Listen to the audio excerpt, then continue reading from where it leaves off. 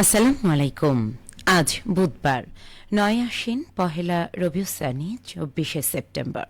বাংলাদেশ বেতার রাজশাহী। স্থানীয় সংবাদ পড়ছি উম্মে সালমা। পরিবহন শ্রমিকদের দাবি মেনে নেয় চাঁপাইনবাবগঞ্জ রাজশাহী নাটোর থেকে বাস চলাচল শুরু হয়েছে। বন্ধ হওয়া দূরপাল্লার রাত্রিকালীন বাসগুলো চাঁপাইনবাবগঞ্জ ঢাকা বাসস্ট্যান্ড থেকে ছেড়ে যাওয়া শুরু হয়েছে। শ্রমিক ইউনিয়ন সূত্রে জানা গেছে, দূরপাল্লার বাসে এক ট্রিপ যাতায়াতের জন্য গাড়ি চালক পাবেন ১৭৫০ টাকা, সুপারভাইজার ৭৫০ এবং চালকের সহযোগী পাবেন ৬৫০ টাকা।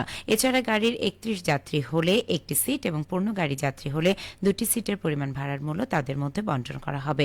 আগামী ২৫শে সেপ্টেম্বর থেকে নতুন বেতন ভাতা কার্যকর হবে। চাঁপাইনবাবগঞ্জ জেলা ট্রাক, ট্যাঙ্ক, লরি ও কাভার্ড ভ্যান শ্রমিক ইউনিয়নের সভাপতি সাইদুর রহমান জানান, গতকাল বিকেলে ঢাকার শ্রমিক ফেডারেশনের মধ্যস্থতায় চাঁপাইনবাবগঞ্জ রাজশাহী নাটোর জেলা শ্রমিক নেতৃবৃন্দের সাথে বাস মালিক পক্ষের সাথে আলোচনার পর শ্রমিকদের দাবি পূরণ হয়েছে।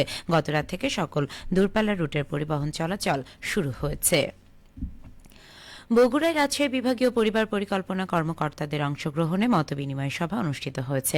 গতকাল বিকেলে বগুড়া জেলা পরিবার পরিকল্পনা কার্যালয়ের সম্মেলন কক্ষে এই মতবিনিময় সভা অনুষ্ঠিত হয়। সভায় প্রধান অতিথি ছিলেন পরিবার পরিকল্পনা অধিদপ্তরের মহাপরিচালক ডাক্তার আশরাফি আহমদ। সভাপতিত্ব করেন পরিবার পরিকল্পনা বিভাগের রাজশাহী বিভাগীয় পরিচালক ডক্টর কস্তুরী আমিন কুইন। স্বাগত বক্তব্য রাখেন বগুড়া পরিবার পরিকল্পনা বিভাগের উপপরিচালক প্রসেনজিৎ প্রণয় মিশ্র।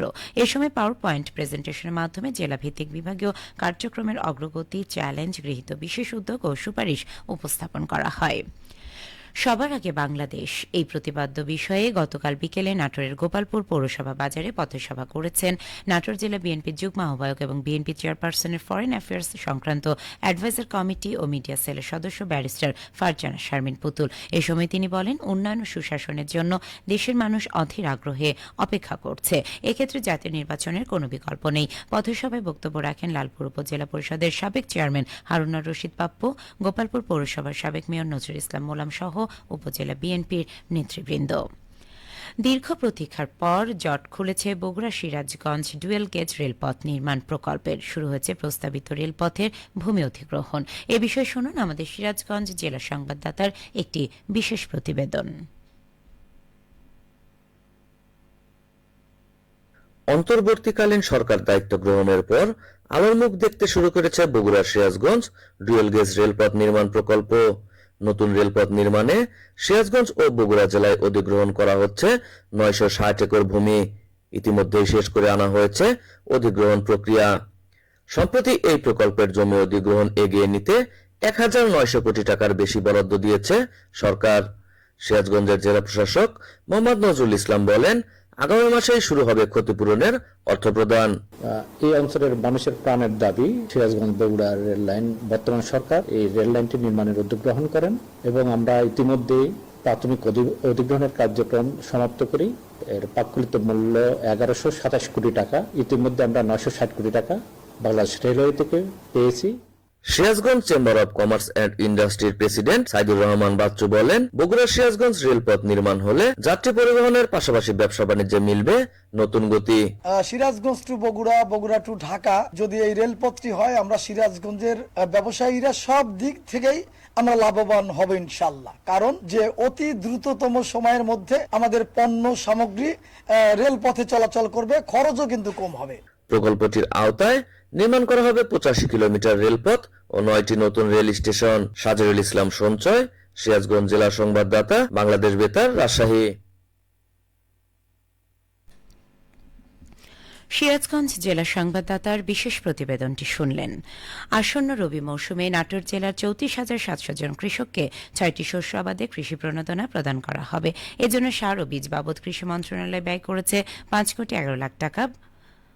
জেলার ৭টি উপজেলা পর্যায়ে কৃষি পুনর্বাসন ও প্রণোদনা কমিটি সংশ্লিষ্ট উপজেলা ক্ষুদ্র প্রান্তিক কৃষকদের তালিকা প্রণয়ন করবে।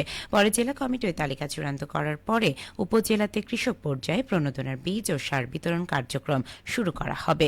প্রণোদনার আওতায় উপকারভোগী কৃষকদের ১ বিঘা করে জমি আমাদের প্রয়োজনীয় গম, চীনাবাদাম, শীতকালীন পেঁয়াজ, সরিষা, মসুর ও খেসারি ডাল, বীজ এবং রাসায়নিক সার পর্যায়ক্রমে প্রদান করা হয়। নওগাঁর মান্দায় উপজেলা পর্যায়ে স্কুল, মাদ্রাসা ও কারিগরি শিক্ষা প্রতিষ্ঠানে 52তম গ্রীষ্মকালীন জাতীয় ক্রীড়া প্রতিযোগিতার আসর শুরু হয়েছে। গতকাল শাহপুর ঢোলপুকুরি এলাকা উচ্চ বিদ্যালয় মাঠে আসরের উদ্বোধন করেন উপজেলা নির্বাহী অফিসার আক্তার জাহান সাথী। প্রতিযোগিতা চলবে 25শে সেপ্টেম্বর পর্যন্ত। এবারের আসরে সাঁতার, ফুটবল, হ্যান্ডবল, কাবাডি ও দাবা ইভেন্টে অংশ নিতে পারবে শিক্ষার্থীরা। এদিকে নওগাঁর ধামইরহাটে 52তম বাংলাদেশ জাতীয় স্কুল, মাদ্রাসা ও কারিগরি শিক্ষা গ্রীষ্মকালীন ক্রীড়া প্রতিযোগিতা অনুষ্ঠিত হয়েছে। গতকাল সোফিয়া পাইলট উচ্চ বিদ্যালয় মাঠে সমাপনী ও পুরস্কার বিতরণ অনুষ্ঠানে প্রধান অতিথি ছিলেন উপজেলা নির্বাহী অফিসার শাহরিয়ার রহমান। প্রতিযোগিতায় স্কুল ও মাদ্রাসা সহ উপজেলার মোট 54টি শিক্ষা প্রতিষ্ঠানের শিক্ষার্থী অংশগ্রহণ করে। সমাপনী অনুষ্ঠানে কাবাডি, হ্যান্ডবল, ফুটবল, দাবা ও সাঁতার সহ বিভিন্ন ইভেন্টে বিজয়ীদের মাঝে পুরস্কার বিতরণ করা হয়। সব শেষে আবহাওয়া। আজ সকাল 6টায় রাজশাহীতে তাপমাত্রা ছিল 25.5 ডিগ্রি সেলসিয়াস। এ সময় বাতাসে আর্দ্রতার পরিমাণ ছিল 97%। রাজশাহী পার্শ্ববর্তী এলাকায় আজ সূর্যোদয় হয়েছে ভোর 5:54 এবং সূর্যাস্ত সন্ধে 5:59। সংবাদ শেষ হলো। আমাদের পরবর্তী স্থানীয় সংবাদ দুপুর 12:10।